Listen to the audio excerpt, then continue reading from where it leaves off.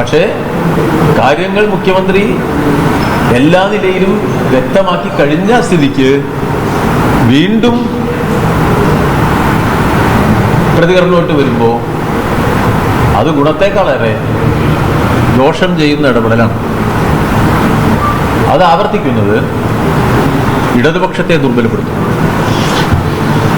അത്തരം പ്രവർത്തനങ്ങൾ ആര് നടത്തിയാലും നമുക്ക് അത് ശരിയല്ല എന്ന് പറയാതിരിക്കാൻ കഴിയും. ഇത് സമൂഹത്തിൽ പൊതുവായി പറയുന്നതുകൊണ്ടാണ്.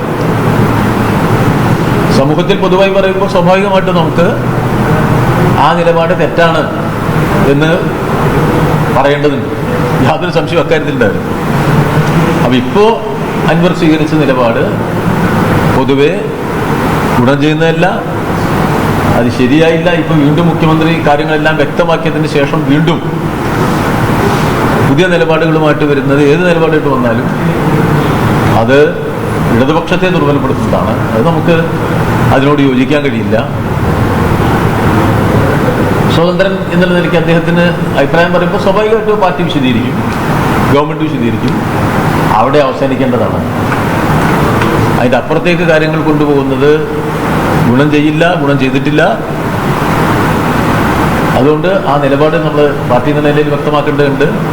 അൻവറും ഈ പെശകിൽ നിന്ന് മാറ്റത്തിന് വിധേയമായി സമീപനം സ്വീകരിക്കേണ്ടതുണ്ട് എന്നുള്ളതാണ് സൂചിപ്പിക്കാൻ.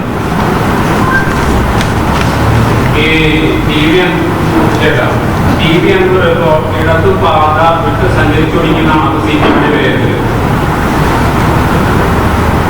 അല്ല, ഈ PV അൻവർ സ്വതന്ത്രനായ ഒരാളാണ്, പാർട്ടി മെമ്പറല്ല.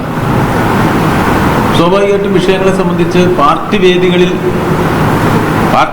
അദ്ദേഹത്തിന് ഉന്നയിക്കാൻ കഴിയും. അദ്ദേഹത്തിന് പാർലമെന്ററി പ്രവർത്തനത്തിൽ രംഗത്തുള്ള ആളായതുകൊണ്ട് ഗവൺമെന്റുമായിട്ട് ബന്ധപ്പെടുത്തി എപ്പോഴും മുഖ്യമന്ത്രിയെ കണ്ട് സംസാരിക്കാം, പാർട്ടി സെക്രട്ടറിയെ കണ്ട് സംസാരിക്കാം.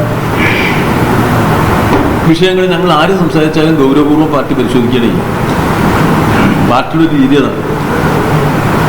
ഒരു വിഷയം പാർട്ടിയുടെ മുന്നിലേക്ക്, പാർട്ടിയുടെ ശ്രദ്ധയിലേക്ക് വരേണ്ട ഒരു വിഷയം എന്നുള്ള നിലയ്ക്ക് ഞങ്ങളോട് പറയുമ്പോൾ ഞങ്ങൾ അതീവ ഗൗരവത്തോടു കൂടിയാണ് അതിനോട് പ്രതികരിക്കുന്നത്. അപ്പോൾ ഒരു സ്വതന്ത്ര MLA എന്ന നിലയ്ക്ക് അൻവർ പറഞ്ഞ കാര്യങ്ങളെ ഞങ്ങളതിൻ്റെ സൂക്ഷ്മതലത്തിൽ ഗൗരവബുദ്ധിയോടു കൂടിയാണ് സമീപിച്ചത്.